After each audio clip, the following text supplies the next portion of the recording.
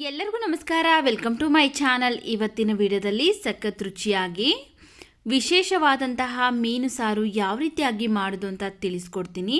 ಇದು ಬಿಸಿ ಬಿಸಿ ಅನ್ನ, ಮುದ್ದೆ, ಚಪಾತಿ, ರೊಟ್ಟಿ ಎಲ್ಲದಕ್ಕೂ ಸಹ ತುಂಬ ಟೇಸ್ಟಿಯಾಗಿರುತ್ತೆ. ಯಾವುದೇ ಥರದ ಮೀನಾಗಿರ್ಬೋದು, ನೀವು ಈ ವಿಧಾನದಲ್ಲಿ ಒಂದ್ಸರಿ ಟ್ರೈ ಮಾಡಿ ನೋಡಿ. ಫಸ್ಟು ಒಂದು ಬಾಣಲಿ ಬಿಸಿಗಿಟ್ಟು ಅದಕ್ಕೆ ನಾನು 1 ಟೇಬಲ್ ಸ್ಪೂನ್ ಆಗೋಷ್ಟು ಎಣ್ಣೆ ಹಾಕ್ಕೊಂಡು, ಎಣ್ಣೆ ಚೆನ್ನಾಗಿ ಬಿಸಿ ಆದಮೇಲೆ 2 ಗಡ್ಡೆ ಬೆಳ್ಳುಳ್ಳಿನ ಸಿಪ್ಪೆ ತೆಗೆದು ಹಾಕ್ಕೊಳ್ತಾ ಇದ್ದೀನಿ. ಹಾಗೆಯೇ 2 ಗಡ್ಡೆ ಈರುಳ್ಳಿನ ಕಟ್ ಮಾಡಿ ಹಾಕ್ಕೊಳ್ತಾ ಇದ್ದೀನಿ.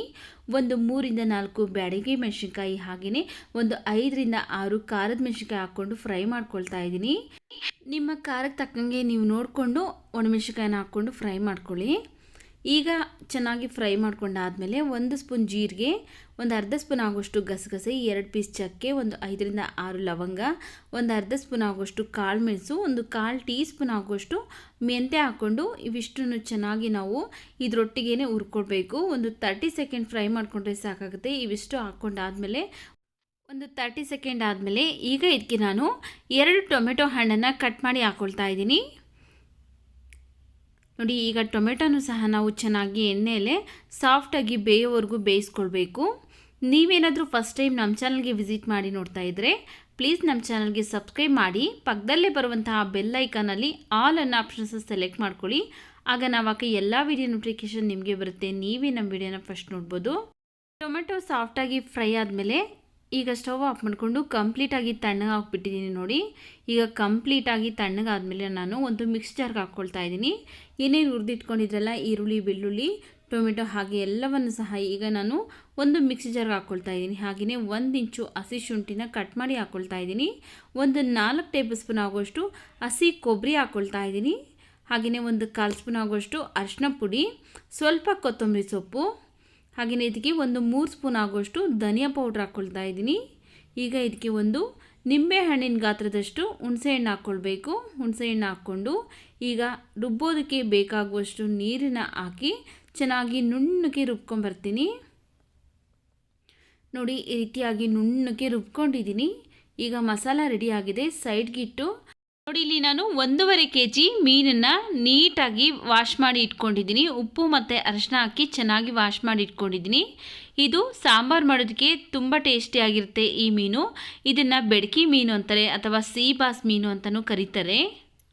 ಈಗ ಒಂದು ಬಾಣಲಿ ಬಿಸಿಗಿಟ್ಟು ಅದಕ್ಕೆ ನಾನು ಒಂದು 2 ರಿಂದ 3 ಸ್ಪೂನ್ ಆಗೋಷ್ಟು ಎಣ್ಣೆ ಹಾಕ್ಕೊಂಡಿದ್ದೀನಿ. ಎಣ್ಣೆ ಚೆನ್ನಾಗಿ ಬಿಸಿ ಆದಮೇಲೆ ಒಂದು ಅರ್ಧ ಸ್ಪೂನ್ ಆಗೋಷ್ಟು ಸಾಸಿವೆ, ಹಾಗೆಯೇ ಸ್ವಲ್ಪ ಕರಿಬೇವಿನ ಸೊಪ್ಪು, ಒಂದು ಈರುಳ್ಳಿನ ಸಣ್ಣದಾಗಿ ಕಟ್ ಮಾಡಿ ಹಾಕ್ಕೊಂಡು ಚೆನ್ನಾಗಿ ಈರುಳ್ಳಿನೆಲ್ಲ ಎಣ್ಣೆಯಲ್ಲೇ ಫ್ರೈ ಮಾಡ್ಕೊಳ್ಬೇಕು. ನೋಡಿ, ಈರುಳ್ಳಿ ಎಲ್ಲ ಇಷ್ಟು ಫ್ರೈ ಆದ ನಂತರ ಈಗ ಇದಕ್ಕೆ ನಾವು ಫಸ್ಟೇ ರುಬ್ಬಿಟ್ಕೊಂಡಿರುವಂತಹ ಮಸಾಲೆ ಹಾಕ್ಕೊಳ್ಳೋಣ. ಈಗ ಇದಕ್ಕೆ ಸಾಂಬಾರಿಗೆ ನೀರನ್ನು ನೋಡಿಕೊಂಡು, ಕನ್ಸಿಸ್ಟೆನ್ಸಿ ನೋಡಿಕೊಂಡು, ನಿಮಗೆ ಗಟ್ಟಿ ಬೇಕೋ ಅಥವಾ ತೆಳು ಬೇಕೋ ನೋಡಿಕೊಂಡು ನೀರನ್ನು ಸೇರಿಸ್ಕೊಂಡು ಅಡ್ಜಸ್ಟ್ ಮಾಡ್ಕೊಳ್ಳಿ.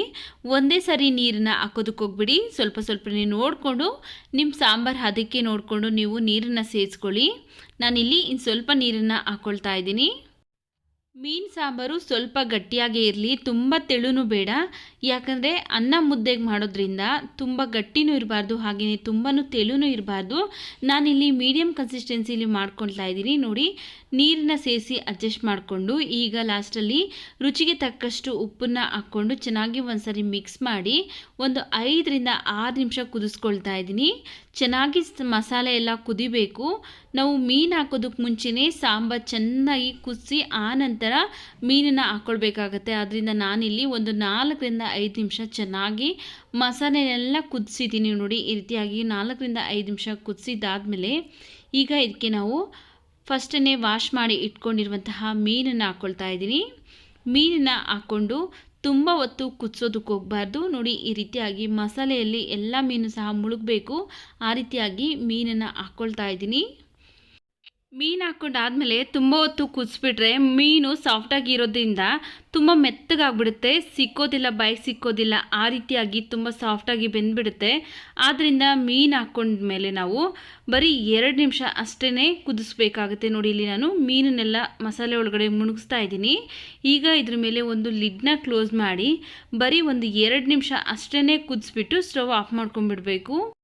ನೋಡಿ ಇಲ್ಲಿ ಲಿಡ್ನ ಕ್ಲೋಸ್ ಮಾಡಿ ಒಂದು 2 ನಿಮಿಷ ಅಷ್ಟೇ ಚೆನ್ನಾಗಿ ಕುದಿಸ್ಕೊಳ್ತೀನಿ. ಮೀಡಿಯಮ್ ಫ್ಲೇಮಲ್ಲಿ ಇಟ್ಕೊಂಡು ಒಂದು 2 ನಿಮಿಷ ಅಷ್ಟೇ ಚೆನ್ನಾಗಿ ಕುದಿಸಿದ್ದೀನಿ. ಮೀನೆಲ್ಲ 2 ನಿಮಿಷಕ್ಕೇ ಚೆನ್ನಾಗಿ ಸಾಫ್ಟಾಗಿ ಬೆಂದಿರುತ್ತೆ. ನೋಡಿ ಸಾಫ್ಟಾಗಿ ಬೆಂದಿದೆ. ಈಗ ಸ್ಟವ್ ಆಫ್ ಮಾಡ್ಕೊಳ್ತಾ ಇದ್ದೀನಿ. ಈಗ ಲಾಸ್ಟಲ್ಲಿ ಸಣ್ಣದಾಗಿ ಕಟ್ ಮಾಡಿರುವಂತಹ ಕೊತ್ತಂಬರಿ ಸೊಪ್ಪು ಹಾಕ್ಕೊಳ್ತಾ ಇದ್ದೀನಿ. ನೀವು ಈ ಬಿಸಿ ಬಿಸಿ ತಿನ್ನೋದಕ್ಕಿಂತಲೂ ಸ್ವಲ್ಪ ತಣ್ಣಗಾದ್ಮೇಲೆ ಮೀನು ಸಾಂಬಾರನ್ನ ಊಟ ಮಾಡೋದ್ರಿಂದ ತುಂಬ ರುಚಿ ಅನಿಸುತ್ತೆ. ವಿಡಿಯೋ ಇಷ್ಟ ಆಗಿದರೆ ವಿಡಿಯೋಗೊಂದು ಲೈಕ್ ಮಾಡಿ, ಈ ವಿಡಿಯೋವನ್ನು ಶೇರ್ ಮಾಡಿ, ನಮ್ಮ ಚಾನಲ್ಗೆ ಸಬ್ಸ್ಕ್ರೈಬ್ ಮಾಡಿ ಸಪೋರ್ಟ್ ಮಾಡಿ ಸ್ನೇಹಿತರೆ.